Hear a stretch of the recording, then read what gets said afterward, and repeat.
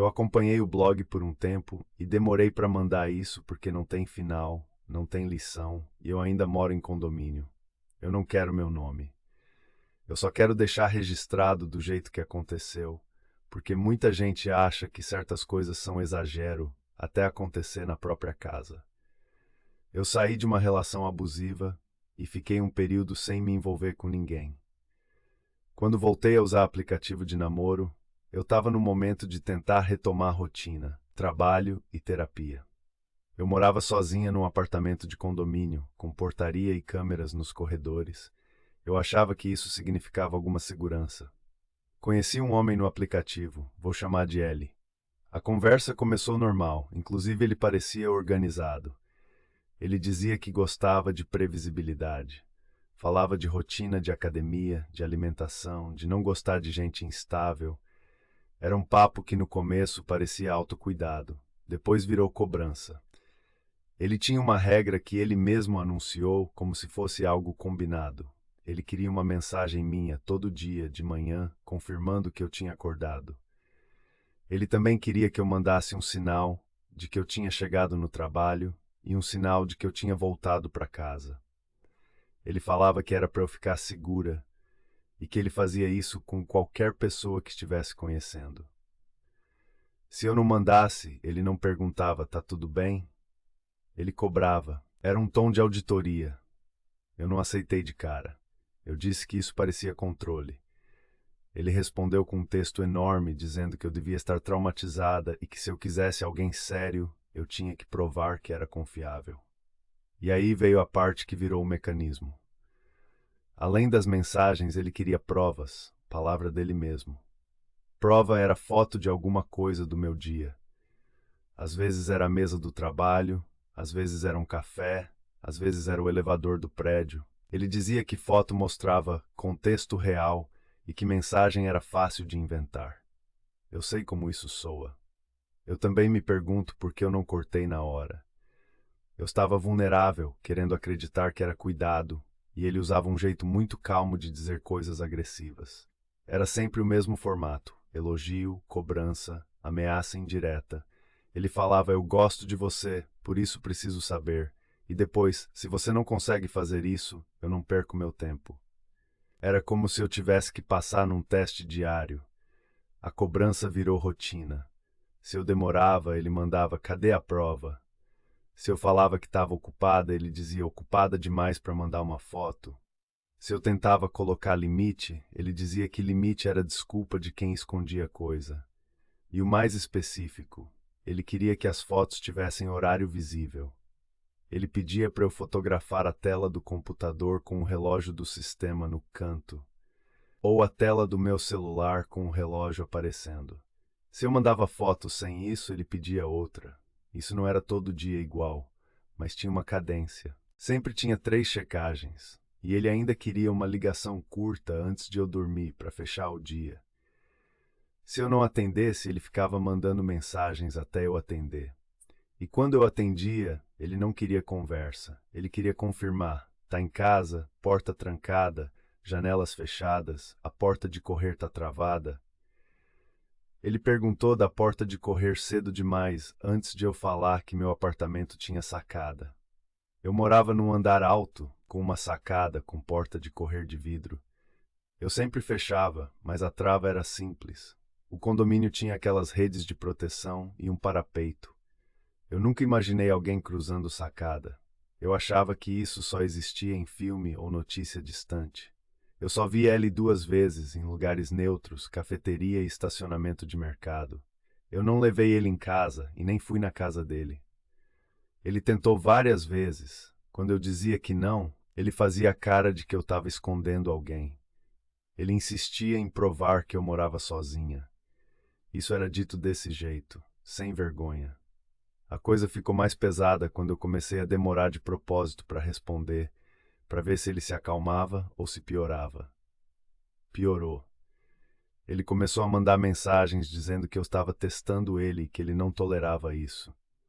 Um dia ele mandou um áudio dizendo que se eu sumisse, ele ia aparecer para ter certeza. Eu respondi que isso era ameaça. Ele disse que era responsabilidade. No mesmo dia, eu bloqueei. Bloqueei no aplicativo e no celular. Troquei foto do perfil, deixei redes sociais privadas e avisei uma amiga. Eu pensei em fazer boletim, mas eu não tinha agressão física, só mensagens. Eu apaguei as conversas depois, coisa que eu me arrependo. Eu quis limpar a cabeça e na época eu só queria esquecer. Nas primeiras semanas ele ainda tentou contato por número desconhecido. Eu não atendia. Chegou um ponto em que parou. Eu fui relaxando de novo. Eu achava que tinha acabado. Meses depois eu acordei de madrugada com um barulho bem baixo, como quando a porta de correr corre um pouquinho no trilho e para. Não foi estouro, não foi vidro quebrando. Foi aquele som abafado de metal e borracha. Eu fiquei imóvel na cama. Eu tinha a impressão de que eu ainda estava com o ouvido ligado, como quando você acorda num susto e o coração bate no pescoço. Eu moro em apartamento pequeno, então dá para ouvir tudo. Eu ouvi um segundo som que eu reconheci depois como o clique da trava sendo mexida. Eu pensei que eu tinha deixado aberto e fiquei com raiva de mim.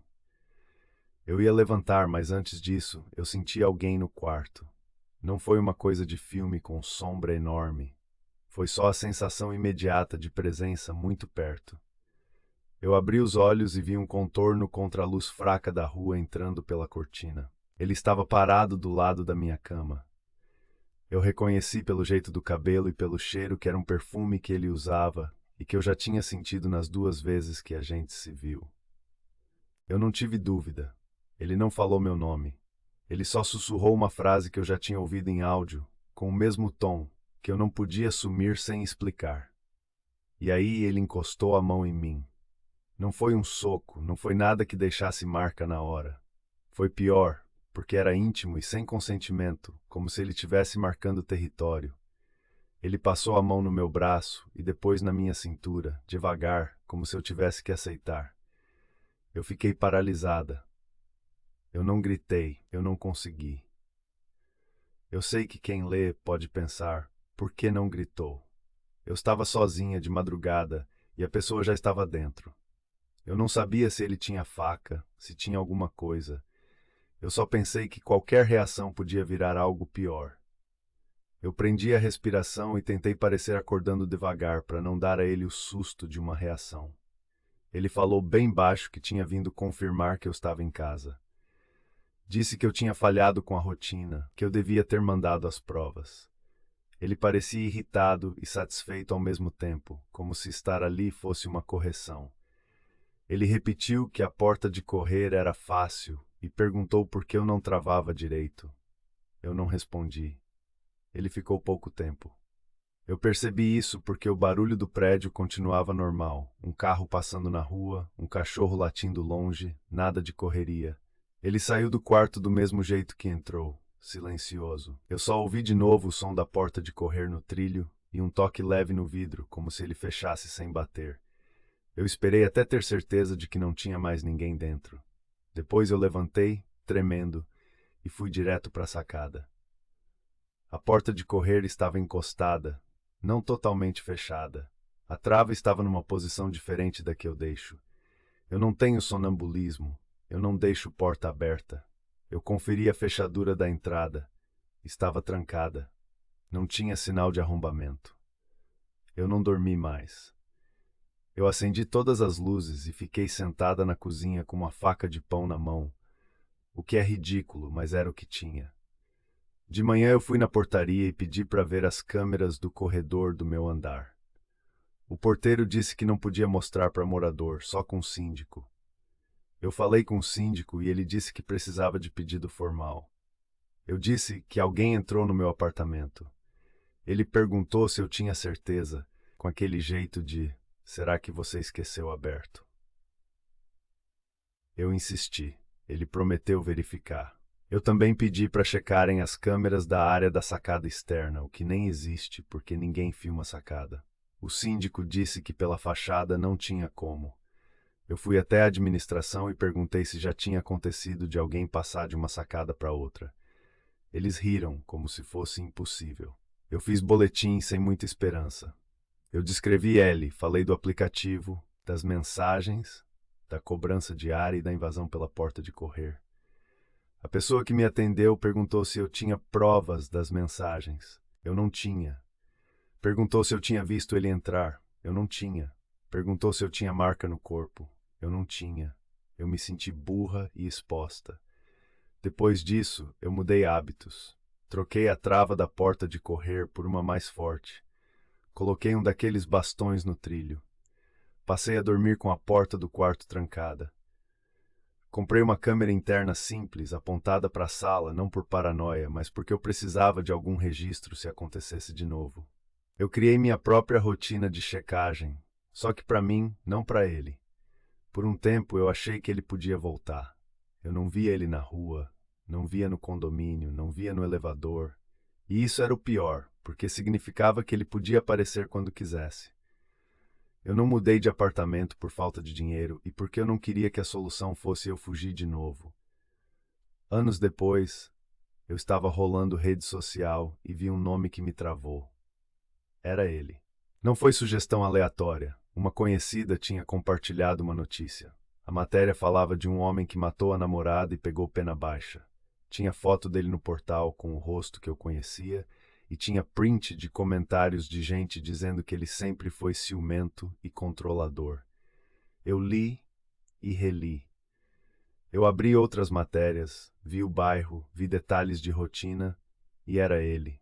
Eu fiquei enjoada porque eu entendi de um jeito muito concreto que a lógica que ele aplicava comigo não era só chatice de aplicativo. Era um sistema dele. Era regra, prova, punição.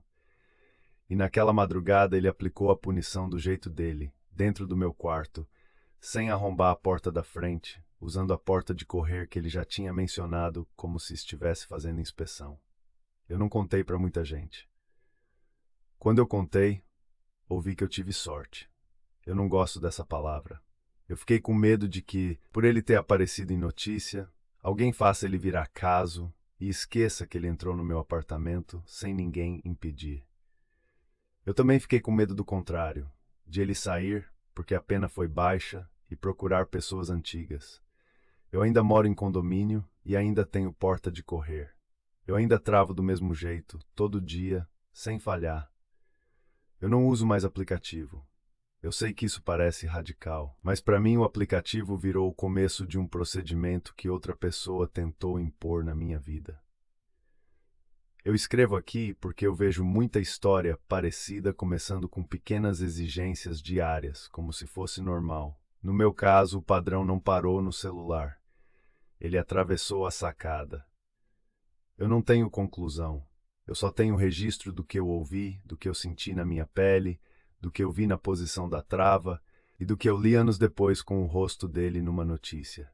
E eu tenho uma certeza prática: se alguém começa com regra diária e pedido de prova, isso não é cuidado, é treinamento.